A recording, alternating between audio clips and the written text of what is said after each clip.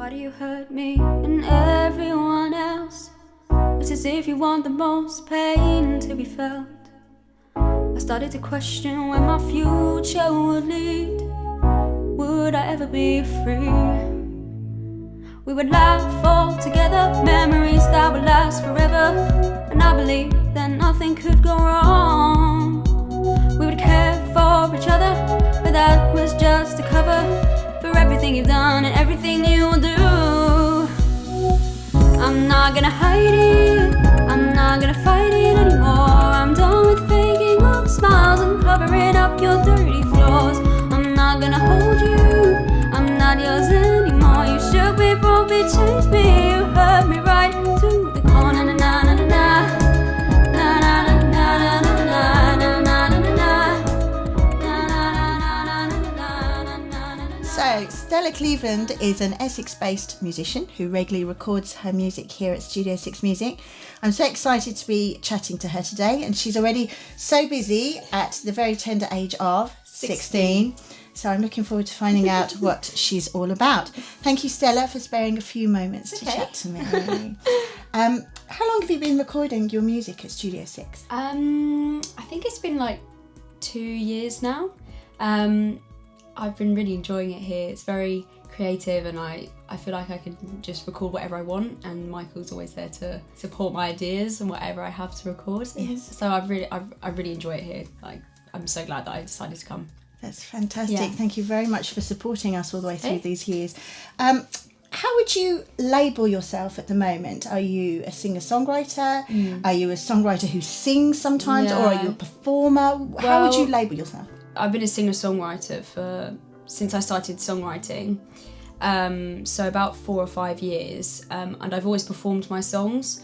But now that I'm maturing a bit more and thinking about where my strengths lie and what future career I would want to pursue, I'm definitely thinking more about just becoming a songwriter for other artists, not really a singer-songwriter or performer, because I personally think that my songwriting skills are better than my singing skills. So I do want to play to my strengths, and if in the future I have the opportunity to sing my songs and release them, then that's perfect, because it'd be more of like a personal touch. Yes. But no, I do consider myself more of a songwriter. I definitely enjoy that part a lot more. That's fantastic. You're open to change should that happen for your career. Because there's a lot of songwriters out there that release music, and then once they're in the public eye, you realise, oh, they wrote that song back then, they wrote that song. But now they're releasing their own stuff because they have like the funds to support it or whatever. Yes. And they've matured as well. Yeah, exactly. They've sort of found their feet as to where they are as or a like person. found their sound or whatever. So I think that's something that could happen for me in the future. And so, Stella, tell us how you got into music. I've always played the piano since I was young, and I played various instruments here and there in primary school. I played a bit of saxophone, I played violin, both. I didn't really like either of them, but piano has been the instrument that stuck with me the whole time. Is somebody else in your family a piano player as well? Yeah, my mum used to play a bit, but mum always just gave me lessons because she just always something to do, And then actually my sister was, she's a singer, which she's not anymore, but she used to love singing. She was very musical theatre, and she would always get me to play songs on the piano for her to sing along to. And then we became sort of like a duo act, and we performed in various competitions, performing original music when we were like 10, 11, 12. That's amazing. And then my sister decided to pursue other things, and then I was kind of just left. Other things as in not music not at musical, all? no. Okay. She didn't. She just thought that, she wasn't really interested in it anymore. So then I became a solo act, and then I just started writing music, and I would play it to my friends when I was in maybe 12 or 13, and they were like, these are good songs. So I thought, oh, maybe this is something that I could pursue. Yes. I mean, I would say I'm academic, but there was not one subject that I was like, I want a career in this, and music was the only one that I could see myself doing in the future. So yeah, I've been doing it all my life, but it's only really been concentrated the past 5-6 years. That's amazing that you found that skill that you didn't really have to try too hard at such a young age. But you're obviously very skilled naturally. Oh, thank you, but in some of my early songs, they were quite questionable. Poor 11-year-old me. But there's definitely been a clear evolution in my writing, because obviously I've matured as a person. and I experience new things and Yes. new experiences that I can write about. I can never be part of whatever the hell this is. Just let me have some peace of mind tonight. I don't wanna be a nuisance. I don't wanna be intrusive. Just let me hold you for a minute tonight. Do silly things without warning. We won't remember it by morning anyway. Just let me have some peace of mind. You were just speaking about when you were at school, about Yeah. your other subjects. Were you frustrated because you just wanted just to do music? Or did you think, I need to get these qualifications to help me to Yeah. a later stage? How did you feel about school? Yeah, I actually enjoyed school a lot because I so happened to go to a school that was very friendly. I never had a bad experience with school, and I've always been quite an academic person, so I always enjoyed lessons. But there were moments where I was just thinking like, oh, am I good enough academically? Because I was focusing a lot of time on music, especially through exams. I was thinking, oh, am I prepared enough? Am I gonna not succeed as well because I have this other hobby that takes up a lot of my time? But in the end, I just had to think, you know what, music is what I want to do, and I try hard in all the other areas, and it paid off. Like, the hard work paid off. But I think I did find a good balance between academic and music, and that was also another reason which drove me to want to audition for the BRIT school, because I knew that you were doing music literally all the time, and that was something that I was like, I'd just love to do that. Yes. Yeah. And what were your influences when you were writing your songs? When I write songs, it's hard to explain because it's all in my head, but I always imagine a storyboard, and I like to tell a story with my songs, because otherwise there's nothing to go to. The listener can't kind of be with you on the Yes. like on the track, like they're just listening to you say, oh, I'm heartbroken. Ugh. There's no personal touch. So I always listen out for artists that told a story and had a similar writing style to me. Who do you find that does do that? If we're thinking of more the classic artists like Elton John, I really look up to him because he is a pianist, and it was kind of funny. I hadn't really listened to him when I was like 11 or 12, which is someone I didn't really listen to. And when I started listening to him, we had extremely similar chords, even though I'd never listened to him before. And I thought, whoa, that's kind of weird, because I'd never heard of him, but we had this very, very similar sound.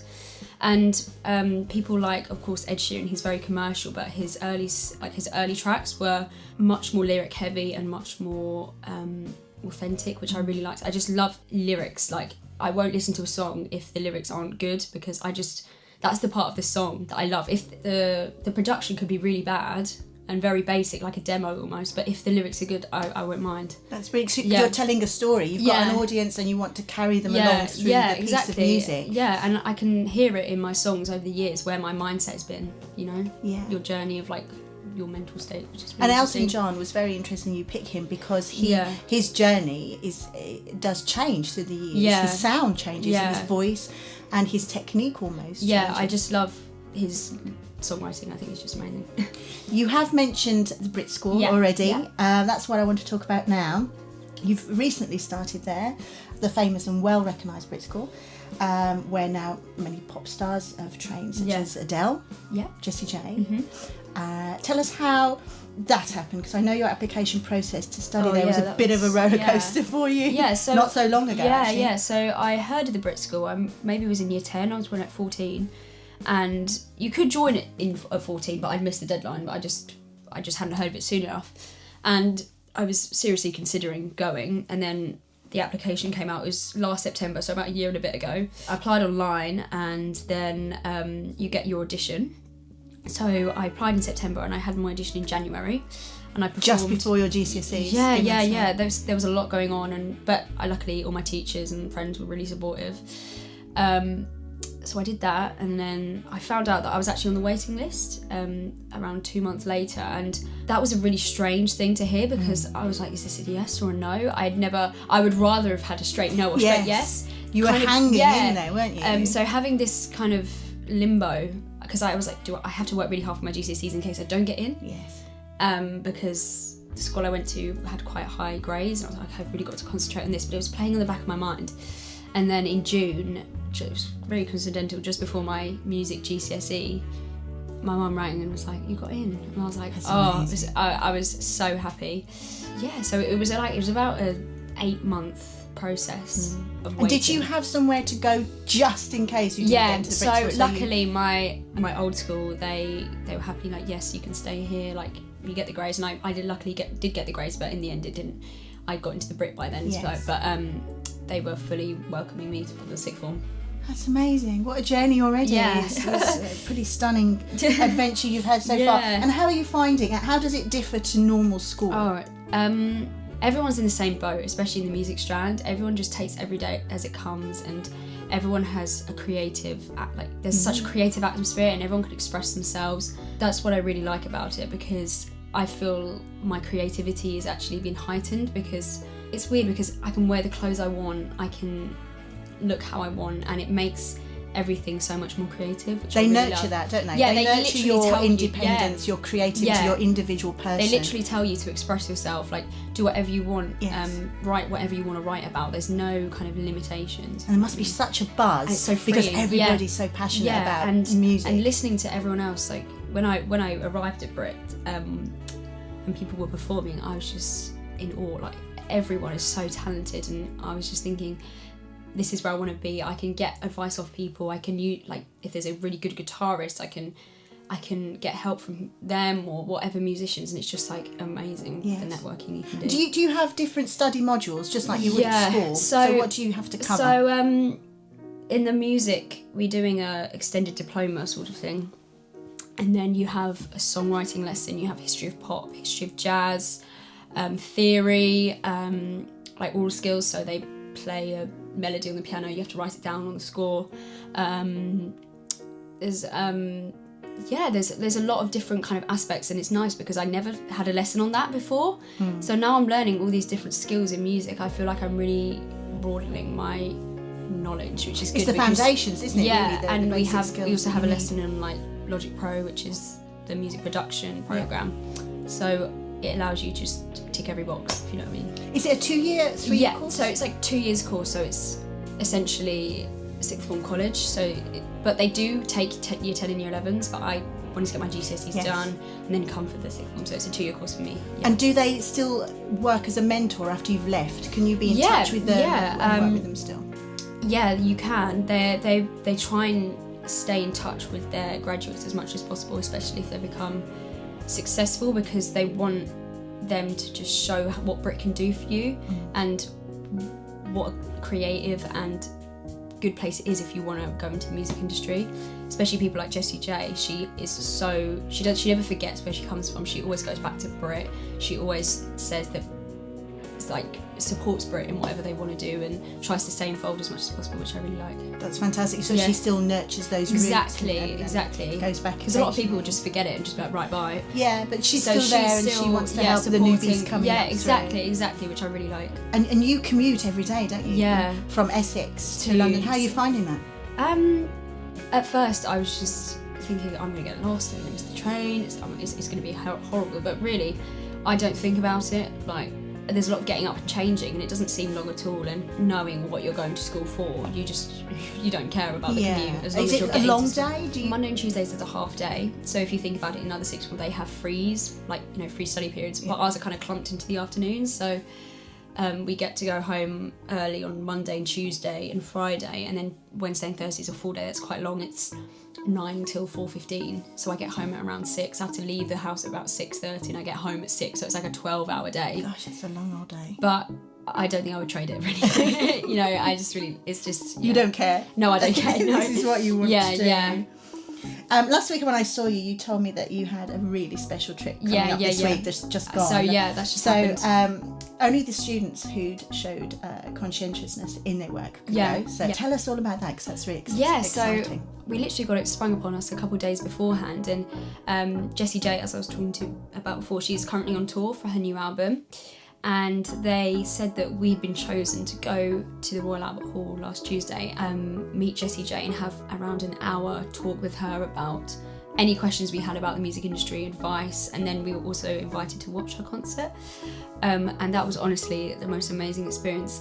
Jessie was actually on voice rest when we met her before her concert, because her vocals it's her career, like she cannot jeopardize that at all, so she was on voice rest, but she was typing the answers onto the projector. But even when it was just being typed out. What she was saying was so interesting, and it just showed that the sacrifices she had to make for the music industry and what she's doing now and what she has to do in order to keep her vocals, keep them undamaged and everything. And it's just, it really opened my eyes. Can you give us a few examples of that? She doesn't talk at all between shows. She did about 30 shows, and she does not talk throughout the day. She texts if she needs to. She only drinks room temperature water. She's vegan, sugar-free, doesn't eat anything acidic. New toothbrush every day to stop infection. I actually saw it. So she was on voice rest, and she like coughed into her hand. She had some sort of chest infection or something. Immediately she got out of her bag disinfectant spray onto her hands.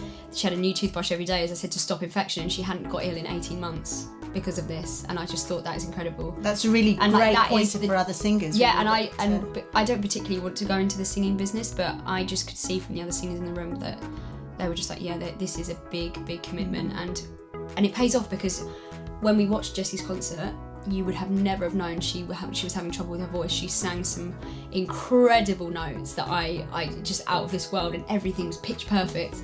It's like being an Olympian, isn't it? It is. You've got to train. You've got to train. Is what's most important. I think it just blew me away, because we got given tickets from Jessie. They were right near the front, and so we could really see her perform, because now I'm at BRIT, we do performances as well, and I was taking notes of like the band itself and her, and she has this energy that, it's incredible. It's the best day of, like, it was amazing. You're going to remember that for the rest of your life. Because even though I didn't listen to Jessie J that much, even if you didn't really know her songs, you were dancing along, you were having, it was amazing. You could feel the passion. Yeah, the passion was immense, yeah. Stella, from here, after the BRIT school, when you finish, what direction do you see yourself heading in?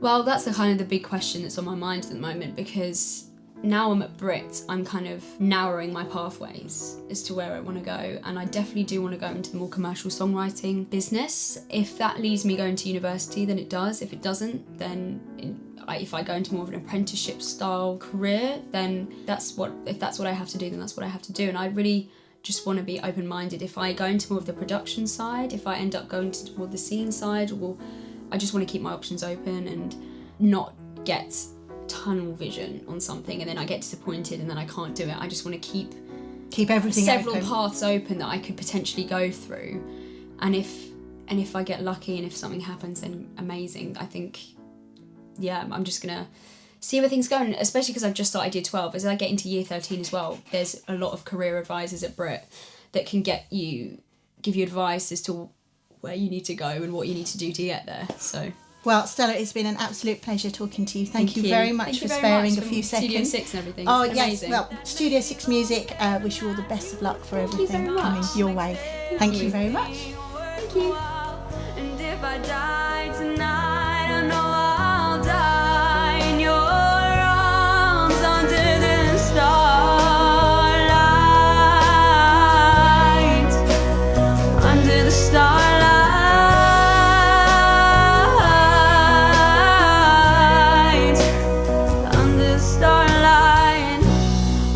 Around until the morning sun and forget about what the hell